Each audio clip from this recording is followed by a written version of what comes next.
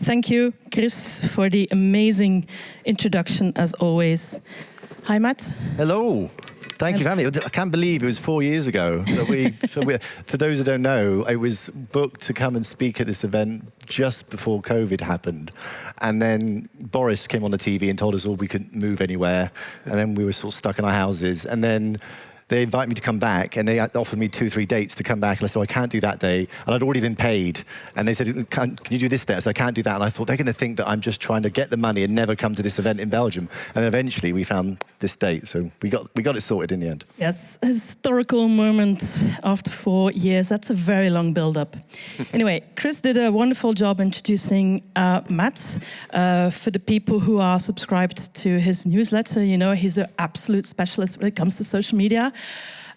Which is why we're going to take some questions after our talk, so all of your questions can hopefully be answered relating to social media. I don't know if you're any good on other subjects. We can talk about dating apps and stuff and things as well, that's fine. Oh. There's some stories. Let me just swipe some people here. Now, let's delve into social media. You have 20 years of experience, which is, you started off very early, or more than 20 years, and you've worked for very big clients like Meta, Google, BBC, like really big names. But I want to kind of go into the anecdotes that you might have about your clients. And let's start off with just some personal highlights. If you look back at your career now, you've been into socials for so long. What's kind of your like most memorable client or project you have worked on? Well, so yeah, I didn't start doing social media job till I was 28, I think, and I'd been a primary school teacher. I was a marketing manager. I was a bank manager. I pissed off every single boss that I ever had. None of them wanted me to work in their teams. I think we're going to talk about why that was later on. And then, I kind of came into social at the time when, Twitter had already become a thing. It was around 2009 that I started doing some social stuff. I was working in the government for a government department, and I was meant to be a press and PR comms manager. And under the table, I was making Twitter accounts and Facebook accounts for a government department. And my boss was like, "That's really lovely, but can you just do what we're asked you to pay to do, really?"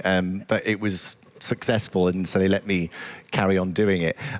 But without going into all of the other stuff, which I think we're going to come on to later on anyway, I did end up working for the government for a while, and I did work for Downing Street and the Prime Minister for a bit, and then I went to the Next Web in Amsterdam. I don't know if anyone knows the Next Web, TNW conference and things. So Who's been to the Next Web?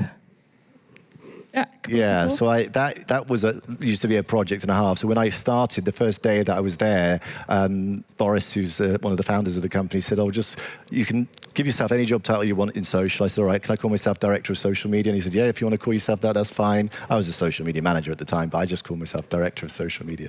And then he said, we've got a conference. It's not a big conference, but there's no social strategy. Can you kind of, figure it out when you get here? And that's, your induction into the company. And I got there, and it was like, this conference at the time was 4,000 people over 2 days. And they said, can you do social for this with 24 hours notice? I was like, so all I could do was like live tweet the event. That was about as sophisticated as it got. But by the time I left the Next Web I was there for 5 years, and it was a week-long event. We had 25,000 people coming, and I think we generated 850 million social media impressions in 7 days. It was insane. And it used to take like 6 months of planning to kind of get to that stage. And we had people like Casey Neistat and Gary Vee and who else? With just the kind of all the tech kind of people. So so that for me was a highlight, and also taught me quite a lot about running social on a bigger scale. But when I went freelance, I was unsure whether I'd get any work. I mean, I sort of said I'd go freelance. I had a small following of people who had seen me tweeting out these new features and things. And then, thankfully, because I'd done a little bit of TV stuff at that point, that people wanted to do jobs for me. And I think my first job that I really remember, which was really good, was working for ITV, TV company in the UK. And it was kind of advising all of the social media teams for like Big Brother and Love Island and I'm a Celebrity and all of those things. And so that was really the kind of first kind of big job that I had. But in terms of like highlights, I think in the last year, some of the more interesting ones, I did a piece of work for GCHQ, so kind of, security service spy agency for the UK, and they wanted to launch on LinkedIn, and they didn't have any sort of LinkedIn strategy at all, and they had a unique problem with their social because they, unlike other companies where you can have the people who work in the company can kind of be part of some of the posts that you do, and you can talk about their job and share what they're doing and stuff. Of course, not only can they not talk a lot about the stuff that they do, they also can't reveal that they work for the GCHQ, which proves to be really damn hard when you're trying to do some social kind of employee advocacy on a platform like LinkedIn. So that was a unique challenge. And then other ones that have been fun, Downing Street and the other government stuff. So I go into Downing Street and do briefings to the Prime Minister's social media team and talk about what platforms they should be going on, which things they should be using. And this year we've been talking, or last year now, I was talking to them about the fact that channels, WhatsApp channels and broadcast channels are a really good way of reaching an audience if you're moving away from platforms like X and Twitter and things like that. So those and there's plenty more, Google Arts and Culture and many more. we can't go into each and every one of them. But you're moving on from the operational, like you did at the Next Web, to more strategic. Do you miss the execution at all? Do you miss the creative part of your job? Yeah, and it's a challenge because I need to still try and stay close to what social media managers are doing, and because it wasn't so long ago that I was, what I would say, in the trenches and doing the social media management work, doing the community management, dealing with trolls and sweating when I realised I've tweeted from the corporate account when I was going to be tweeting from my personal account, and all of those little nightmares. It has happened.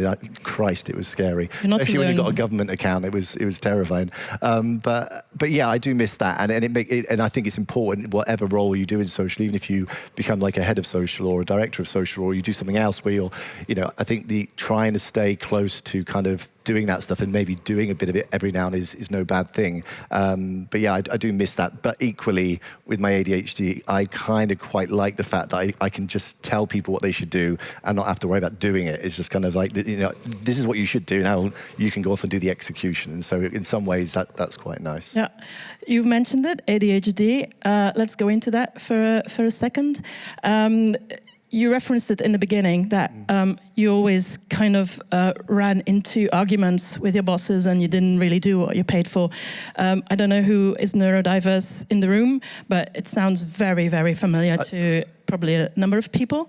When were you diagnosed with ADHD, and when it comes to social media and the job that you do, how has that influenced it? Or So I graduated from uni in 2002. I did a degree in business and marketing. Didn't really know what I was going to do after uni. I got a job, got a graduate offer of a job in London for a bank, and I did it for a couple of years. And it was the first time I'd really moved away from my hometown and lived outside from the family home. And I was 22 or 23, and I hated the job. It was really boring. Instantly found it really boring, but I knew I had to kind of do it. It was really good salary at the time, and there was things in the job that were really technically difficult, and I was able to. They were like, "Matt's really good at this. He's really," which is why we hired you. And then there'd be really basic things, like whether it be things to do with a spreadsheet or a piece of project work that was fairly basic, low-level stuff, and I would kind of put it off and avoid it. But also, I'd make lots of kind of careless mistakes. I would do things that they weren't asking me to do because I enjoyed doing them more.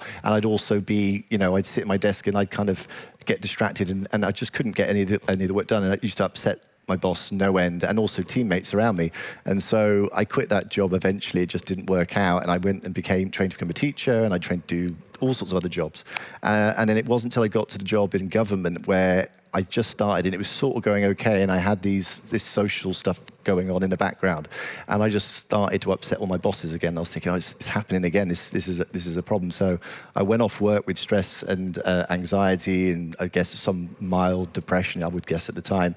And it was by chance I met a counsellor who who said to me, "Has anyone ever talked to you about ADHD?" And I was like, "Oh, I haven't got ADHD. That's like kids running around screaming and smashing their sister over there with a brick, or but that's not me." And through a period of lots of evaluations and tests and stuff, it was quite clear that, yeah, very ADHD. And so at that point, they said you should try Ritalin and some medications and things, and I tried them all, and they didn't really make a lot of difference. And then they gave me dexamphetamine, which for anyone who's got ADHD, think taking speed would not necessarily be the best solution. Don't try this at home, kids. No, exactly. And then I remember just taking it the first time I took the medication, and it was a bit like this. I describe it as being like the scene from Limitless. I don't know if you've seen with Bradley Cooper, and he takes a tablet and he kind of walks up the stairs, and everything gets a bit brighter, and then you're like, it was suddenly the noise just disappeared. Because a lot of people say, well, what is ADHD? How can you describe it? And for me, the best description is like when you're sat at work or at home and you're sat there and no one's around you, in your head you're sort of going to yourself, oh, I should really sort the bins out later, and I forgot to do that thing this morning, and you're thinking about something. Well, I have that, but I have like 5 or 6 of those sometimes simultaneously. Like, you should do this, and you should be thinking about that. And I'm thinking about these things, and then someone's talking to me, and I'm sort of going, yeah. And then in my head, I'm talking to myself about, really should sort that out. And it's like that, but constantly all day long. And so when that was able to be kind of controlled a bit more, it made it a lot easier. And then my career really took off from there. And I can go into some details about how how that worked. But yeah. Well, it's the moment you got diagnosed, you kind of knew how to handle it and to deal with that. It became an asset. Do you still notice until this day some setbacks or advantages in your work? Yeah, I think it took me a while to figure out how to realised that there were bits of the ADHD that were actually an asset and like a competitive advantage to me in the job that I do now. And I think what I have noticed over the years is that I can walk into a room of 100 social media managers and chat to all of them, and I can quite quickly go, have you got ADHD? And they'll go, yeah, and I can just spot them all. It's very obvious which ones are the ADHDers amongst us. And it's interesting because I think that working in social media and community management and this sort of work that we all do in this room, I guess, it's like it's like a moth to a flame. We seem to be drawn to social media because it's like, likes, sharing things, it's spinning multiple plates, it's doing lots of different things, it's kind of dopamine hits everywhere. And so it has played to the advantage that, it keeps my attention for long periods. And also, there are periods of the day with my job where I spend all day just looking at a Feedly RSS feed with hundreds and hundreds of items in it. And no other moron would do what I do and quite happily sit in front of that screen and share it into different places and create a newsletter and take 6 hours doing it. But with the hyper focus you get with ADHD and things, that for me is quite easy to do. And then I think the other side of it is the creativity side. I've sat in rooms before with clients and they're really just not able to kind of figure out a piece of copy that they want to write that would just really works, or an idea that can kind of really seem like a really engaging, creative idea. And they sit there, and then I'll come in for 5 or 10 minutes, and I'll go, what about this? And what about that? And what about this? And what about that? 5 or 6 ideas, and they're scrabbling them down because their brain and the way they think of things is different. And so, yeah, I think in some ways it is a competitive advantage, but before that, before I kind of mastered that, I had at least a year or 2 with bosses that said they didn't care about the fact that I had ADHD and that they weren't going to help me with it. And, they were almost kind of scornful and kind of resentful of the fact that I had a label that they felt they had to kind of somehow help me with. And so it wasn't always easy, but I think it's better than it was when I was diagnosed in 2009. Yep. So, I think there's more room for that kind of inclusivity as well now. Yeah. There's a talk later on this afternoon. I think it's Mona who's going to give it on working from home, working remotely.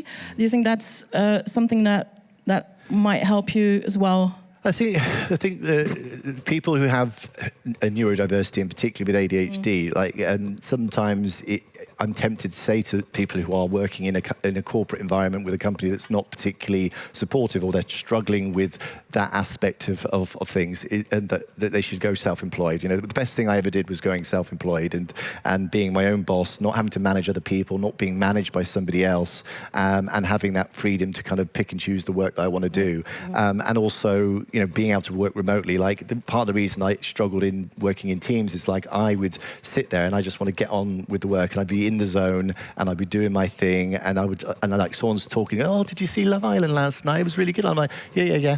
And they're like, oh, did you see it? And I'm like, yeah. Oh yeah, that was really good. Yeah. And they're like, this guy's fucking rude. He's doesn't want to talk, but I just want to get on with the job. And so I found that working from home for me was good. But I know there are other people who actually say, it's a nightmare for them. They need somebody, other people in the room to kind of bounce off of. They need to have someone that's kind of pushing them to do things. And also that isolation can be, with ADHD, can drive you stir crazy. So, and I think also self-employment can, if you've got an entrepreneurial, slightly risk-taking nature, and you've kind of got a bit of extrovert kind of nature to you, and a few other bits, then that can be a really good thing to do. But there are people equally who are not those things. And actually, I would say you're better off not going down the self-employment route, because I think it actually could be a worse way to go. So you have to kind of judge yourself, really, how exactly. how it fits and you. Neurodiversity and ADHD, it's not one size fits all. So No, everyone's a bit different. So not giving you career advice here that you need to follow, like go self-employed. Don't do it if you're not up to it, because it demands a lot of administration too. Well, I think the other thing to say is like what I've managed to do over time, and I know I'm in a somewhat fortunate position that I can do this, but like so quite often I'll get a company come to me, like Google's a good example, and they said to me, we want you to do a piece of consultancy where we want you to do a complete overhaul of Google Europe's digital strategy in terms of what we do with blog posts, what we do with social, the number of people we have in different countries, all of this stuff. And they said, we'd love you to do it, and we want you to do it on a 6-month retainer. We want 2 or 3 hours of your time every month. And I was thinking, this is great. I can charge them lots of money. It's Google. This is going to be a good job. And then they started talking about how they wanted to work. And they started talking about spreadsheets, and they started talking about having a strategy document, and then having can I come in and present it in a slide deck. And I think I just turned around and said, look, I can give you everything that you want, and I can do it, and I know I can do a really good job for you, and hopefully that's why you've come for me to do the job. But I'm not going to do a sexy PDF document or slide deck. I'm not going to do all of these glossy things and things. I will do a Google Doc that I will do a brain dump of my own that helps me do my own research and put it all together, and I will come to you in person, or you can record me on Zoom, and you can record it as much as you want and play it back to your heart's content. You can ask me 1,000 questions, and we can sit in a room for 3 hours. But as long as I don't have to do the document, I said, if you want me to do all the sexy document stuff, then I can charge you more, because I need to get someone in to kind of help me do with all that sort of stuff.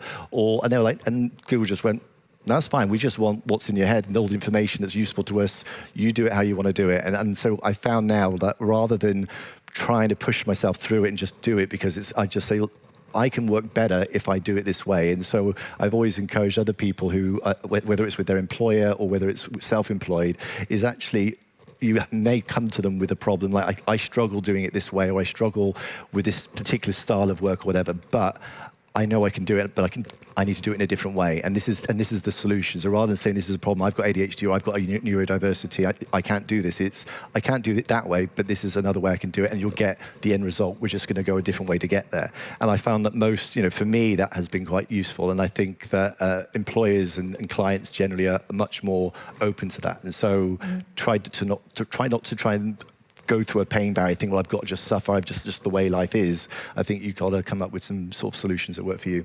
Yeah. Creative solutions. Let's go back to actually what you said is you're capable of watching Feedly a whole day and then kind of extracting the things that are interesting. You also bring out a newsletter. I don't know how many subscribers you have? About 30,000, yeah. Not bad. Actually very good. And I mean, it comes out weekly. Yeah, on a Friday, yeah. Yeah, you have to subscribe. It's called? Geek Out. By Navarra. Good. Okay, maybe you get 20 more people who subscribe. Sounds good. And one of the things I wanted to know is, you're really watching trends. One of the things I like to ask you is, when you look at the state of social media today, when it comes to in terms of like marketing and what marketeers are doing today, social media managers, are there like big trends that you see coming, like new platforms, things might be interesting to have a look at in terms of marketing and communication, social media, or platforms which are slowly dying? I'll go into the Elon Musk anecdote later on. There are some broad things that are going on, and some of them have been in the making for a number of years, and they're not like new, they're just things that are becoming increasingly obvious as to the way that we use social media. And the most obvious shift that we've seen in the last few years is the fact that people are sharing less to feed. Public feeds, the traditional scrolling through your Instagram feed or Facebook feed, you used to find your friends' posts there, and you used to find a mixture of other things that were interesting to you, and it was all there. Whereas now, combination of the fact that most of the feeds are now, recommended AI content, the fact that people have become more savvy about how they use social and actually don't want loads of things publicly available everywhere because they just, get shot down for it, or it can cause some other issues and things. And people are just finding different spaces to have those kind of sort of private moments with people that are more meaningful to them. And so what we're seeing, like I think Adam Mazzari from Instagram has said, is that the majority of the growth and activity in Instagram has been in the last couple of years has been in DMs and in private communities, in broadcast channels, in ephemeral content like stories, and in reels. And he said, like people say, oh, why don't I see my friends posting the feed now that it's your algorithm's giving me all this stuff. It's not that we're not showing it to you, it's that people are not sharing to feed anymore. People are sharing in these private spaces. And so that's a marked difference. And that's a trend that we see in many platforms, but it's probably most evident on Facebook and Instagram. And so for marketers, that proves to be quite challenging because it makes it tricky to do analytics. How much of my content is being shared? How much is it being discussed? What are people saying about that content? How do you create content that isn't about being in the public feed and necessarily always sparking conversation in a public space, but actually sparks an emotional reaction that people are like, I want to share this with my 5 people in my group chat on WhatsApp, or they want to have it, they've got a broadcast channel and that's the place they share it. So it's something that people have to think about differently in terms of how people are using social media now. I think the other thing that we're seeing, which is probably most significant, is shops and e-commerce. That's another aspect, particularly with TikTok, but also with most of the social platforms. And actually, what we've seen TikTok do is do what Facebook and Meta have done for years, which is they launch something like Reels, and then every single place you go in any of their apps, Reels is there. You cannot escape Reels. You are going to like Reels whether you like it or not. We're just going to show you them everywhere. And so TikTok has kind of adopted the same playbook with shops. You can't now go into TikTok without seeing a shops post, so much so that people have recognized that you get an amplification in the algorithm by tying a post to a shop or a shop product. And there was a story in the last month or two where a guy sold a used pencil in a TikTok shop so he could link it to his post, and because it algorithmically just went it flying because they just want any shop's content to fill the feed. So shops is a particular interesting area, and TikTok has got huge ambitions to do that. In the US at the moment, they've just built a new purpose-built studio where creators can come to these studios with all of the gear, all the lighting, everything else, and brands can supply these studios with things that they want to get creators to kind of sell, and then they give them all the facilities that they need to do that. So that they're kind of helping that stuff. They're also, TikTok has spent the last year building up the logistics to help people who have got shops who don't have any experience of getting products out of a warehouse and shipping it and doing all of that. They will do that for you and stuff. So that's been a significant shift. And the interesting thing from Meta, though, is that Meta for a while was doing the same thing with shops and Instagram shops and things, and they've pulled back from that now, and they're focusing much more on creators and still having elements of shopping, but they've pulled back from live shopping significantly, and instead they've done a lot of partnerships. So I think Snapchat and Instagram and Facebook, they've all done a tie-in with Amazon to have shoppable posts from Amazon products in your feed, as well as some of the stuff they've got for pages and groups and things like that. So the shopping stuff's an interesting move. I think another one worth talking about, what else has been going on that's been particular?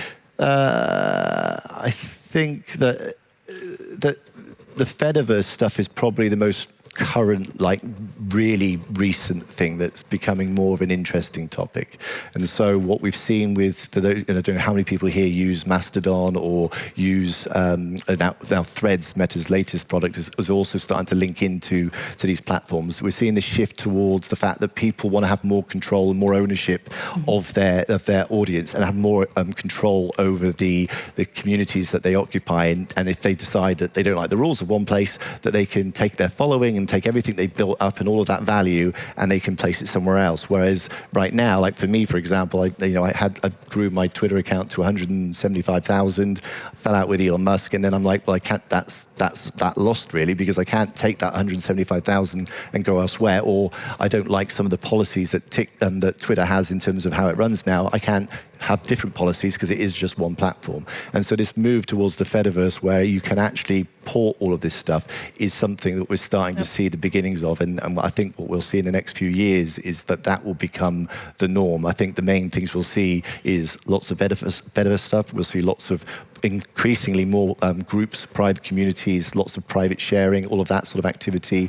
The majority of what we'll see on most of the other platforms will be video content. And I think there was a stat today, yesterday they announced 50% of the time spent on Instagram is now spent watching Reels. And I think now in terms of recommended content on the platforms, I think the numbers are around 30-40% of the content you're seeing in your feed is AI recommended content. It's not directly related to your social graph and your friends, which is also a significant shift. So there are lots of things more than that, but those are some of the ones that seem to occupy my mind at the moment. It's a shift that's been going on for years, the decentralization of social media and of the web, people kind of moving into more private spaces, like you said. Two things I noticed is when you call Twitter, you don't call it X. And I forgot the second one, so let's go into Twitter. You had, we just met up with some people just before this talk this morning, and you were greeted by a friend of mine, Claude, by the way, who said, the man who made Elon Musk cry. I'm very curious about what because you say you have 175,000 followers on Twitter. You got into a spat with Elon Musk. I'm kind of curious about that. What happened? Yeah, exactly? so it started when I was at the Next Web, that he had said that he was going to delete the Tesla and SpaceX's Facebook page, which had several millions of likes of the page, and he wasn't as controversial as he is now at that time, but he was still, a known figure, a very rich guy in Silicon Valley. And I thought, well, that's pretty impressive. He's pretty confident if he's going to, ballsy to as a social media manager, if my boss said, we're going to delete the page which we built to 1 million, I'd be like, what the fuck are you talking about? We're not doing that. So I thought that was fascinating. So but then I asked one of my friends, who was a couple of friends I made in India, who used to help me find new features, who were like white hackers. So they kind of find bugs and problems with platforms and let the platforms know. So it's a security risk. And I said, is there any way of telling that this page has been deleted or not? And they did some digging, and they looked in, and they found some code in the public source code of the site that showed if a page was live, if it was deleted, no longer, or it was unpublished. And all of his pages were unpublished. So he hadn't deleted them, he'd just hidden them, which meant he could bring them back at any moment. So I thought, well, that's not quite the same. You're telling a bit of a porky pie there, Mr. Musk. So I think I shared all the screenshots and said, Elon Musk says he's deleting the pages, but he's really not. This is what's doing. And then the next day he blocked me. I was like, childish. So he blocked me on there. And so that was for about a couple of years, and I just kind of thought it was funny. It was kind of like a badge of honor that Elon Musk had blocked me. And then fast forward to when he sort of showed interest in buying Twitter at the time, and I've still blocked and things, and there was a lot of court case stuff between Jack Dorsey and the acquisition and all of the news that went around that. And then I remember sitting at the house one day, and a friend of mine messaged me and said, he goes, oh, I see that you're involved in that court case with Elon Musk. And I was like, what? I said, no, I'm not. And he goes, yeah, you are. You're in the court documents. I said, no, I'm not. And he sent me a screenshot of the court transcript, and it had it showed all of the text messages between Jack Dorsey and Elon Musk. And there was a text message from Jack Dorsey saying, hey, Elon, have you seen Matt Navarra's tweet about you? Da, da, da, da, da, da, da. And then Elon Musk replying saying, lol, and then something else. And then there was this back and forwards. I was like, this is hilarious. So then we had all of that. And then eventually he unblocked me, and then I got locked out of my account recently because I changed phones, and I sent a support request to kind of get access to my account, and surprisingly they never responded to one request. I think I sent 10 requests to X to kind of give me access to my account, and they just strangely never got responded to. And then I found someone at X who let me back in, and now I'm available to use X again, but I don't really use it. You want to? Well, no, and that's somewhat of a funny story, but in terms of like clients and stuff, like I get asked by quite a lot of clients at the moment, should I be using X? Is it brand safe? Do you think it's a good idea? Is there value in doing it? What's the risks here? And I think that risk is different for every sort of company and every sort of brand. If depending on what you're selling and what you're about, it may or may not be more of a risk to you. But I think the advice I tend to say to them is like, it's still got great distribution. It's still, still one of the leading kind of real-time social media platform. Threads is catching up, but it's not there yet.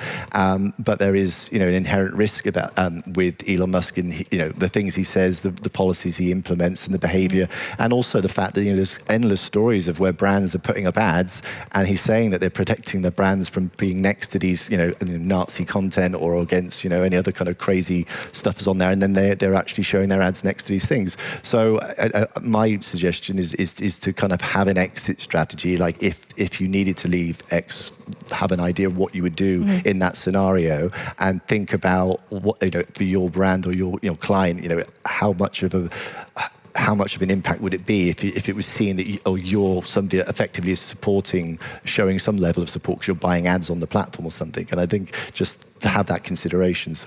But I think the platform's going to continue to slide. It's 20. I think it's lost a fifth of US users usage in the last year, since Elon Musk took over. Every metric I see is seeing the platform sort of slowly erode away. So the health of the platform is not good. No. So. And because politics comes into it a little bit as well. And what we see now in the US is that TikTok, that the US government is trying to ban TikTok for various reasons. Could you kind of give your view on that? Do you think it will get banned? What are the reasons behind it? And in the same breath, like, should we as marketeers continue to invest in it, or how do we approach that?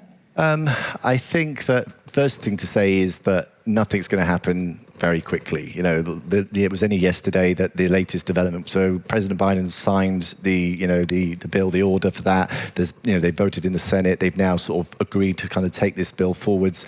There's still quite a lot of stages to go, but effectively the bill says that if they don't divest, then Byte doesn't sell TikTok within a period of 270 days. I think it is now. It's been extended.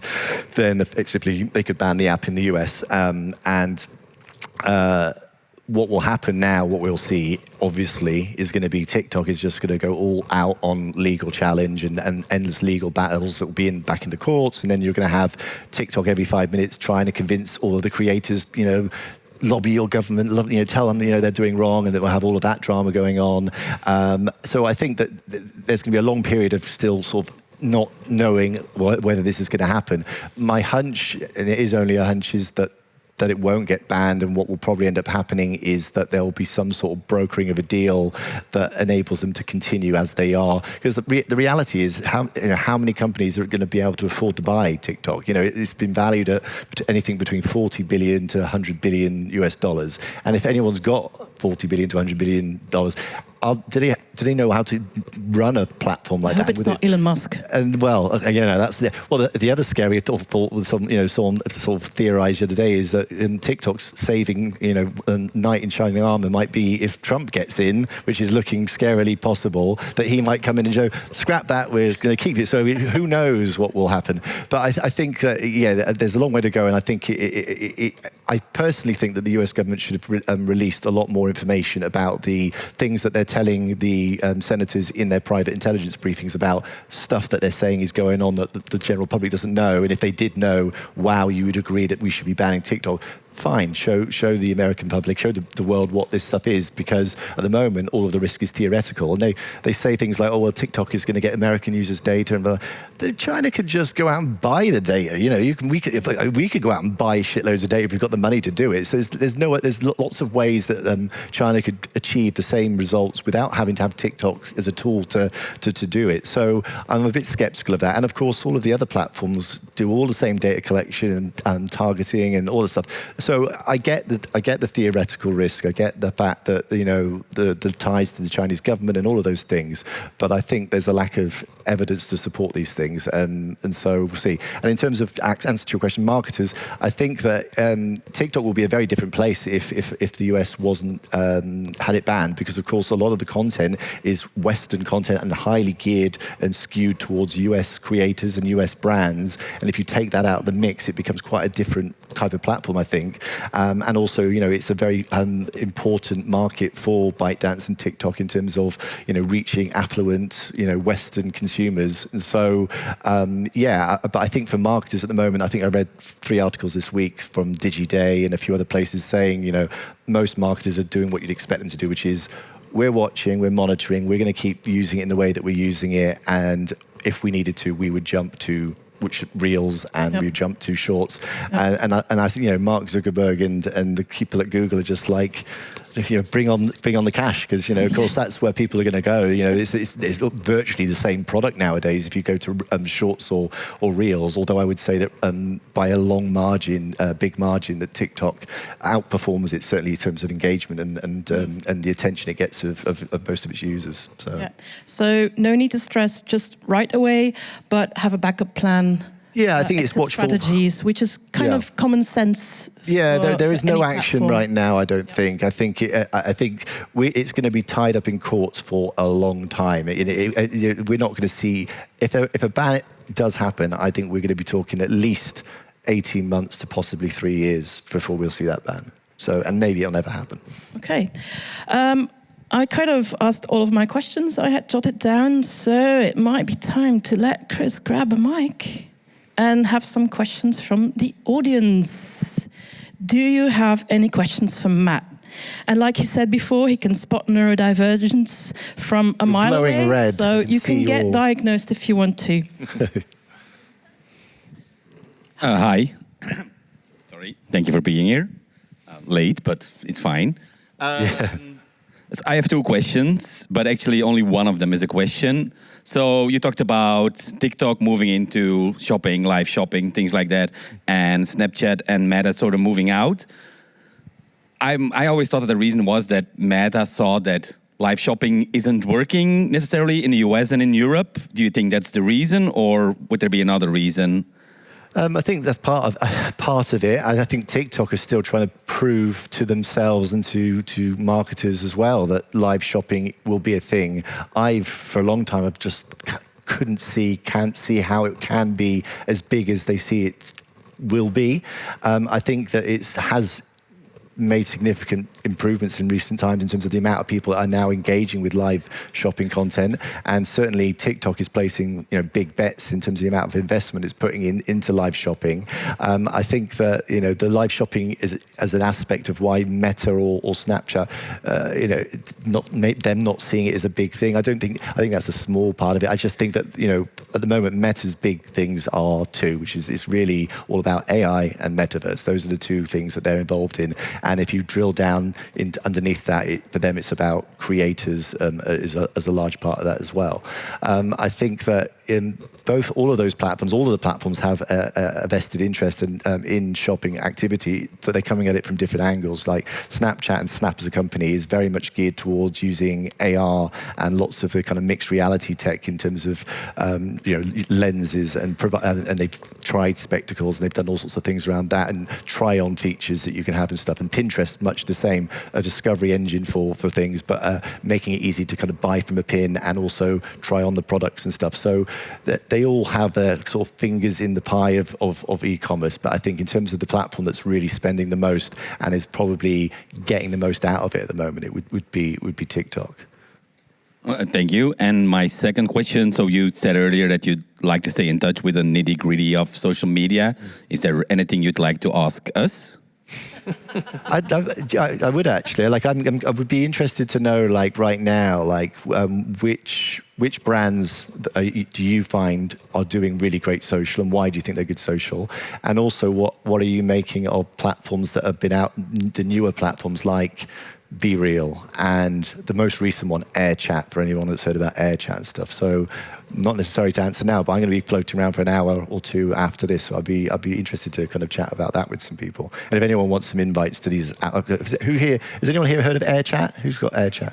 Yeah. Thomas, so Chris. I've got 20 invites on my phone. So if anyone wants to come up, I'll send you the invite to try it. It's basically like Twitter, but with voice notes. So if you're someone that hates it when your mate sends you a 60-minute long voice note, you're going to fucking hate this app. It's really awful. But if you don't, then it's pretty cool. But hate is a very good driver. So, figure stuff out. Yeah. So, yeah. So, like he said, he's going to be around for lunch, so you I'm can hang around. kind of inspire Matt during lunchtime. Any other questions in the room? Come on. Yeah. Second row.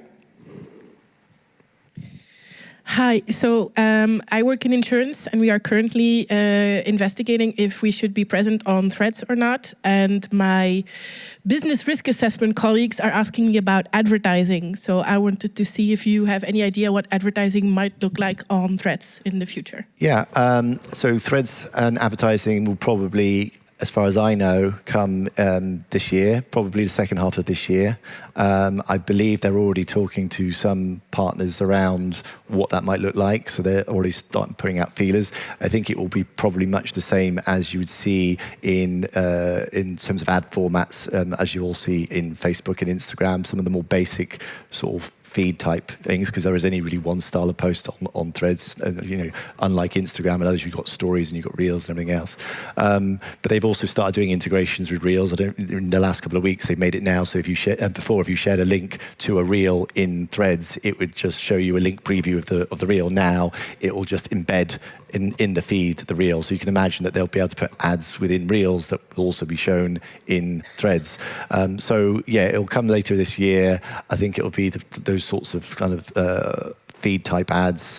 As to how successful it will be, hard to tell. I think the problem for Meta with Threads is that I don't think they're clear on what they want it to be. They want it to be a rival to X and Twitter, but they don't want to do the things that make it work like Twitter, which is, a chronological feed, and to have kind of some of the more of the trending activity and stuff in it. And they don't want politics on it. They don't want news on it.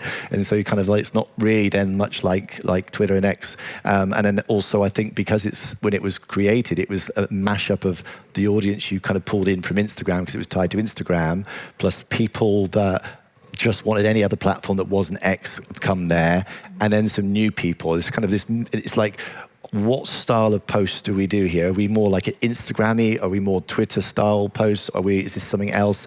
And I think a lot of brands are struggling to find their place as to how to be on there. And so there's a lot of experimentation. But I have high hopes for it because it's my new home. Because I quit X, and that's where I spend most of my time. So, yeah. Thanks for that. Does this answer your question? Do you know what to tell your bosses? Kind of, okay. Hi, Matt. Hiya. If you would create or invent your own social platform, what would it be? And why would we should be on it? I would like to have a new Twitter, a new X, because that was where I started on social, and I think that its role in terms of distributing news and being a kind of that cliche saying of the digital town square and stuff, I think that's an important role for a platform to play. But I think we've learned that it doesn't really work very well because people are too polarized by content, and just so in some ways we'll never have a platform like that again.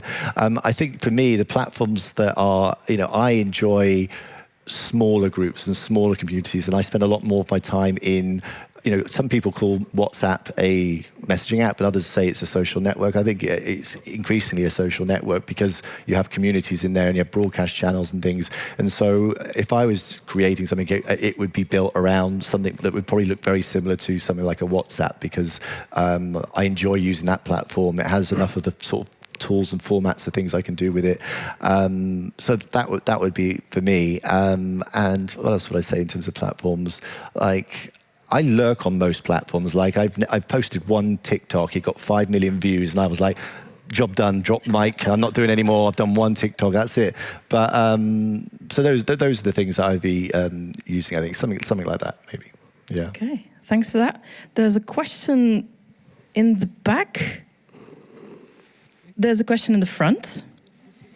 Front and back.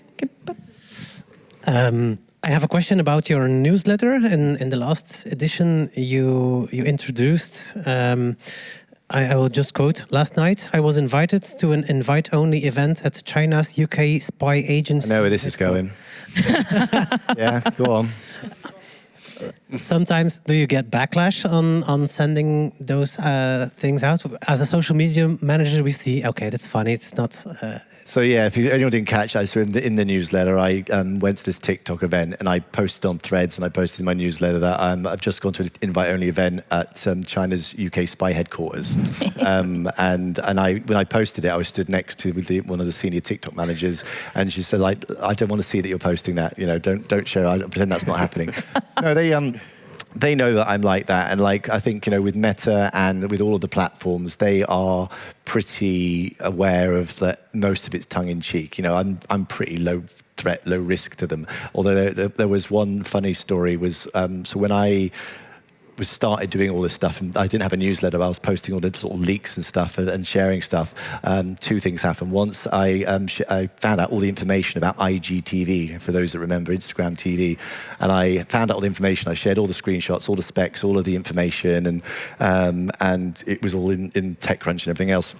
And about a year or two later, I was invited into Instagram for a meeting about something, and the head of comms said, do realise that you destroyed like a year of our team's work because the day before we were due to launch and reveal it to the world, we'd done all of the event press, all the promos and everything. You just dumped everything we'd done on Twitter with, like a day before. We all sat here with our heads in our hands. I was like, oh, sorry about that. So that didn't go down well. And then another time I went to South by Southwest conference in America, and I landed and I opened my phone up and there was a message from Facebook saying, hey Matt, see that you're in Austin for South by. And I was like, how the fuck do they know that? I was like, when he just got here. And then they said, do you want to come to a private party, a messenger party we're having with like advertisers and people? I said, oh, okay, that sounds cool. So I went along to this event in the evening and I got to the door. They said, oh, what's your name? I said, Matt Navarra. And she's like, can you just wait there? And I was like, all right, yeah, cool. And then this woman came out, and I didn't know who she was, took me in, got me some drinks at a bar, and said, oh, I want you to meet some people from Facebook and Meta and stuff. I was like, okay. So they then walked me across this dance floor with lots of like senior people from Facebook and stuff.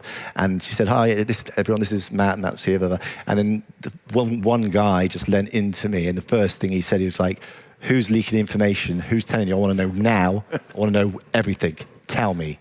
And I was like, oh, fuck, I'm in trouble. And he was like, I'm only kidding with you. And he was completely joking. And I was like, oh my God. And like, I was like really panicked. And that was the same night that I went from there to the Twitter private party. And for those that read the newsletter, I went in there and this guy came up to me drunk behind me and said, you're Matt Navarra? And I said, yeah. He goes, I've got something you want to know. And I was like, who is this drunk dude?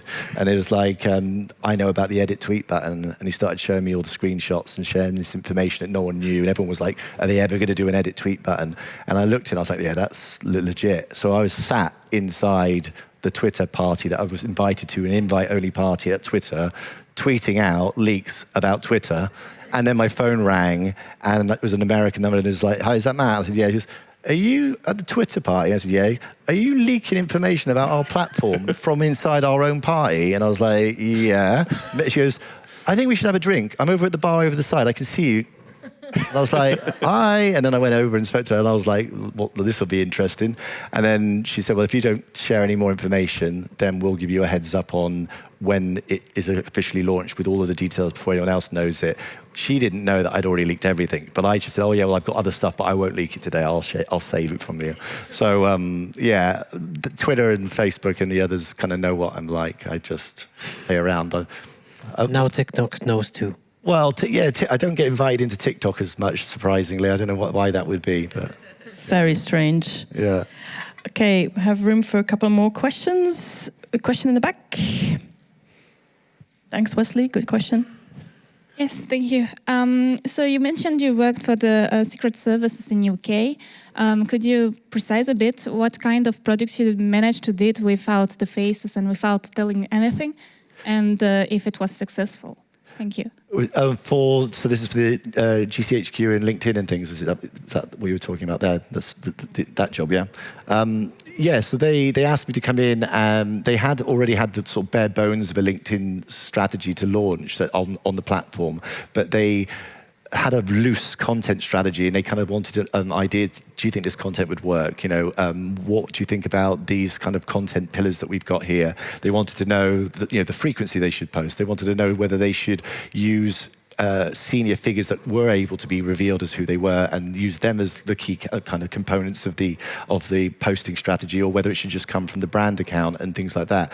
And what else was they wanted to know? And they really wanted to understand kind of what are some of the key things with LinkedIn to be successful with. And I think one of the biggest things that I think they weren't going to do, but now they do off the back of me working with them, is that they didn't have any engagement strategy at all for LinkedIn. They were just concentrating on, we're going to post, and these are the sorts of things we're going to post, and this is who's going to post, and this is the style that we're going to talk in, and all of that stuff. But they were going to avoid any comments. They didn't want to dig into the comments. They didn't want to reply to people. They didn't want to engage because they just thought the risk of trolling and the fact that they're a government agency, it would just be too much of a nightmare. I said, you need to, on LinkedIn, in the first hour of your post, be all over those comments, every single one, even, not just sort of going, thanks, that's pointless, but certainly it's meaningful replies, and because people will come back to you because they know you're going to engage.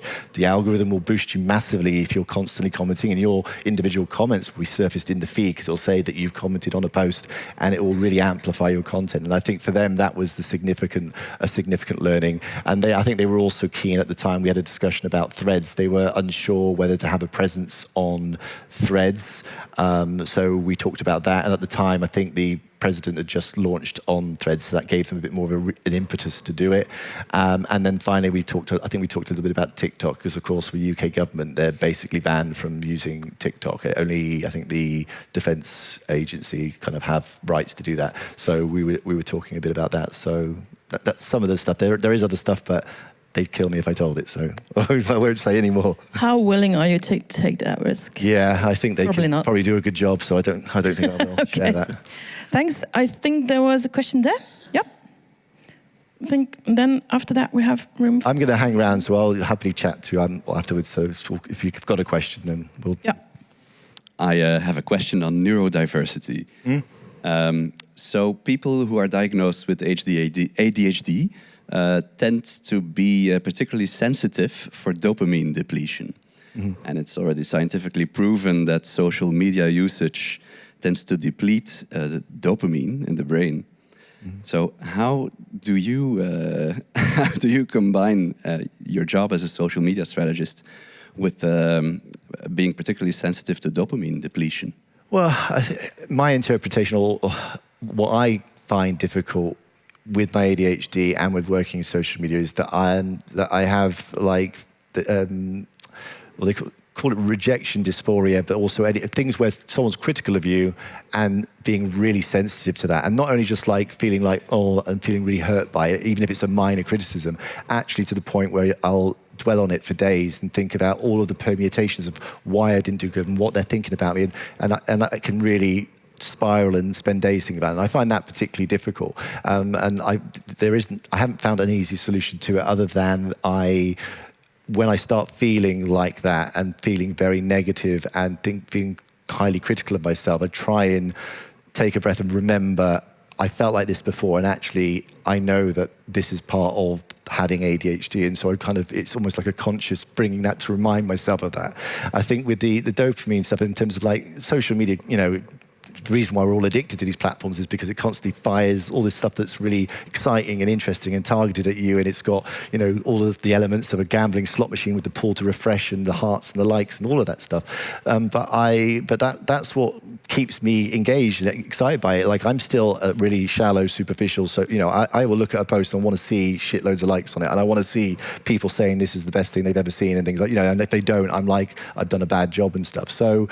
But I have enough successes to kind of counter out the stuff that's not so good. And also, I'm always trying to do new things. I will get bored of things very quickly. So I've done the newsletter now, and I've done a podcast, and I've got a community on WhatsApp for social media managers and all this sort of stuff. And then I've had that for a little while now, and people who may have, I don't know if anyone saw, I did a post on LinkedIn last week or two, and I've shared it in my community where I said I've had a pretty rough couple of weeks where I've been feeling really fed up and down, and I think part of that's because of the ADHD, but also because I need a new challenge, and so I've always got to kind of think of something else to kind of keep me engaged and interested, and so and that's a blessing because I can come up with lots of ideas, but also it feels like a pressure to kind of have something new to kind of keep me occupied. And I worry that one day I'm going to get up and I'm not going to be interested in doing the social media stuff and then not know what to do with myself because I haven't really got any other